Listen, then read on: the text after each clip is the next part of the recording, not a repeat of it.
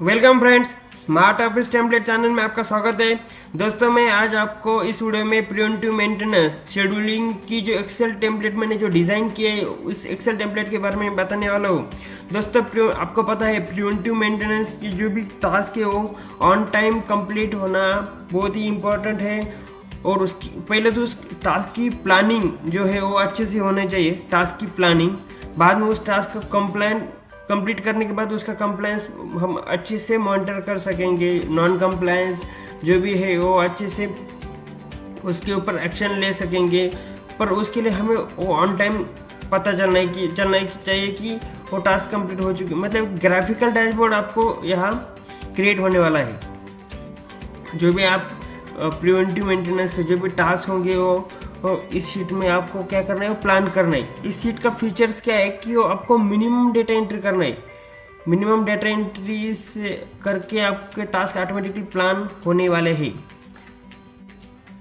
तो आप देख सकते हैं कि स्क्रीन पे येलो कलर के फील्ड में मैंने कुछ टास्क मेंशन किए। इस टास्क मेंशन करने के बाद आपको सिर्फ फ्रीक्वेंसी सेट करनी, उस टास्क को कौन से फ्रीक्वेंसी में करना है, मतलब डेली करना है या मंथली करना है या वीकली करना है। आप देख सकते हैं यहाँ एक ड्रॉप डाउन लिस्ट है। इस ड्रॉप डाउन लिस्ट में आप सिंपली सिलेक्ट कर सकते हो डेली, वीकली, मंथली, फोर्टनाइटली आपको क्या कौन से टास्क करने हैं, ऑटोमेटिकली प्लान होते हैं। अभी आपको एक दिखाता हूँ मैं कि यहाँ डेली सिलेक्ट किया है तो डेली टास्क प्लान हो चुके हैं। अगर यहाँ मैं वीकली करता हूँ तो वीकली टास्क प्लान होंगे। या मैं अगर मंथली सिलेक्ट करता हूँ तो टास्क मंथली प्लान होंगे, फोर्टनाइटली तो फोर्टनाइटली प्लान होंगे। इस तरह से टास्क बहुत ऑटोमेटिकली टास्क आपके प्लान होंगे डेट वाइज। आप कस्टम भी सेट कर सकते हो, कस्टम डेट, कस्टम डेज। या मैंने 2 दिन डाला तो 2 दिन, एक दिन छोड़ के, मतलब 2 दिन से प्लान होता है। अगर यहाँ मैंने 3 मेंशन किया तो यहाँ देखिए आप 3 दिन के बाद वो एक्टिविटी प्लान हो रहे हैं। या मैंने 10 किया। इस तरह से आप कस्टम भी प्लान कर सकते हो।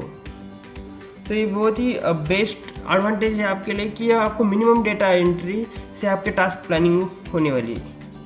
और मेन एडवांटेज है कि पूरे साल के टास्क या इस एक ही शीट में है, देखिए। और यार सिंपली आपको क्या करना है, अगर आपने ईयर चेंज किया, देखिए 2023 के टास्क हो गए, यहाँ 2024 किया, ठीक है, 2024 के टास्क हो गए। इस तरह से आपके ऑल ईयर का डेटा यहाँ ऑटोमेटिकली प्लान होगा। अब ये टास्क तो हमने यहाँ प्लान किए। टास्क प्लान करने के बाद आपको टास्क फिल्टर भी कर सकते हो। ये देखिए फिल्टर टास्क। अभी आप देख सकते हो कि filter task data from date है और टू डेट है, या फ्रॉम डेट और टू डेट यहाँ मेंशन करनी है। अभी हम क्या करेंगे, 2022 का देख रहे हैं तो यहाँ 2022 ईयर करेंगे, फिल्टर टास्क में जाएंगे। अभी यहाँ मार्च महीने के टास्क पहले से मैंने फिल्टर किए, ठीक है। मार्च महीने का 1-3 तारीख यहाँ मेंशन किया है, देखिए। तो पूरा 31/3 तक टास्क फिल्टर हो चुके हैं। अभी ये टास्क फिल्टर हो गए। फिल्टर टास्क आपको यहाँ सेव करना है। ये देखिए इस टास्क के सेव, इस शीट में आपको टास्क सेव करना है। अभी टास्क सेव कैसे करेंगे, आपको सिंपली यहाँ सेव डेटा बटन पे क्लिक करना है। सेव डेटा बटन पे क्लिक करने के बाद ये टास्क सेव हो जाएंगे। अभी क्या करना है, अभी हम एक डेमो देखेंगे। अप्रैल मंथ के हमें टास्क प्लान करना है, ठीक है। अप्रैल मंथ का टास्क प्लान करने के लिए यहाँ सिंपली आपको अप्रैल मंथ की स्टार्ट डेट यहाँ मेंशन करने हैं, ऑटोमेटिकली एंड डेट यहाँ आ जाएंगी, ठीक है। और नीचे आप देख सकते हैं कि अप्रैल मंथ की डेट आ चुकी है और अप्रैल मंथ के यहाँ टास्क प्लान हो चुके हैं। अभी इस टास्क को आपको इस सेव टास्क शीट में सेव करना है। अभी यहाँ मार्च महीने तक के टास्क हमने सेव किए, बराबर। तो अभी अप्रैल महीने के टास्क हमें सेव करने के लिए सेव डेटा बटन पे क्लिक करना है। एक्टिविटी प्रोसेस होती है, एक पॉपअप आता है कि वो शो करता है कि there is already data, do you want to replace it. आपको इसको सिंपली यस कर देना है।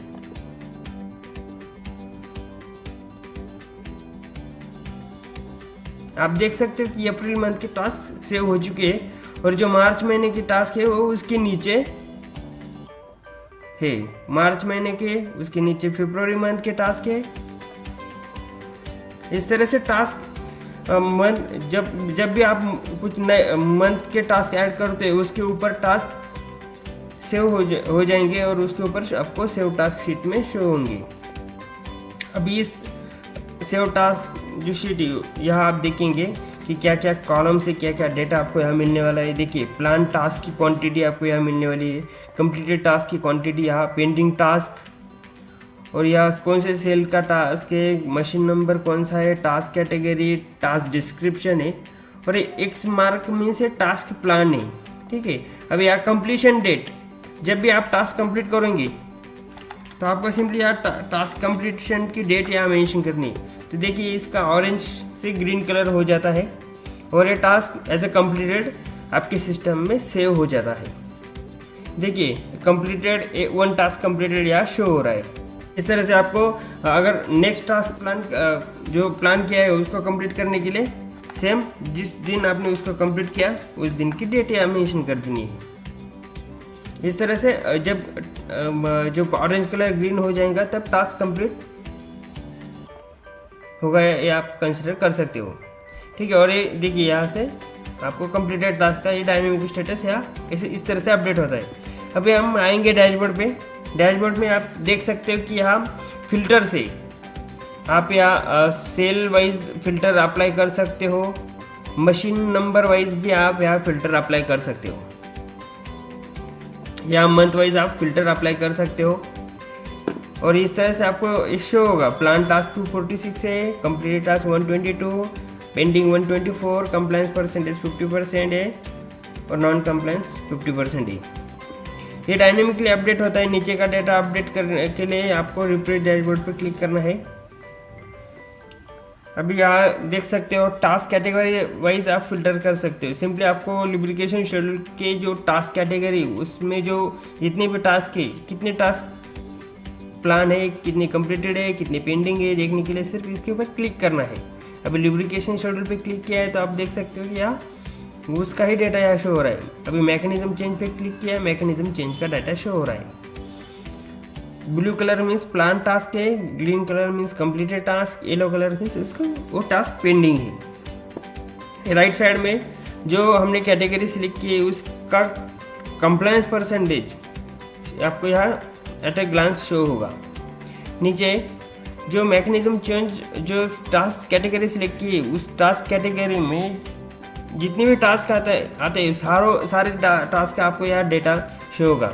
अभी एक example feeder mechanism change, sir वो जो टास्क है मैकेनिज्म चेंज में हमने उसको एंटर किया है तो उसके 31 टास्क है, 31 से 31 कंप्लीट हो चुके हैं। फीडर मैकेनिज्म जो सेकंड टास्क है उसके भी 5 टास्क प्लान थे, 2 कंप्लीट हो चुके हैं। इस तरह से आप देख सकते हो।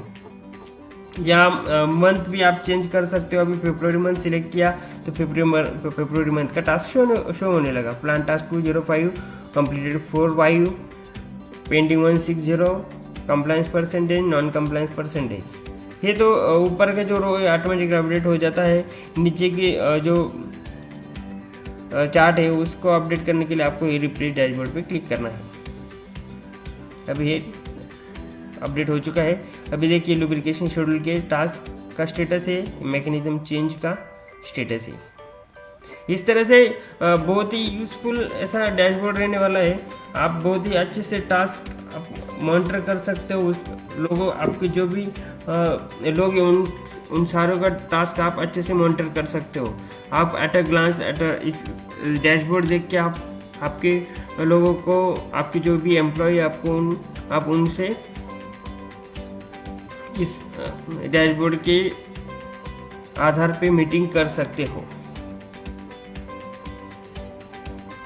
आशा करता हूँ कि आपको वीडियो समझ में आ चुका होगा और एक्सेल टेम्पलेट आपको पसंद आ चुकी होगी। एक्सेल टेम्पलेट डाउनलोड करने के लिए वीडियो के डिस्क्रिप्शन में मैंने लिंक प्रोवाइड किया है, वहाँ से आप ये एक्सेल टेम्पलेट डाउनलोड कर सकते हो। इस एक्सेल टेम्पलेट में एक हेल्प भी शीट है, इस हेल्प शीट को भी आप अच्छे से रीड कर सकते हो।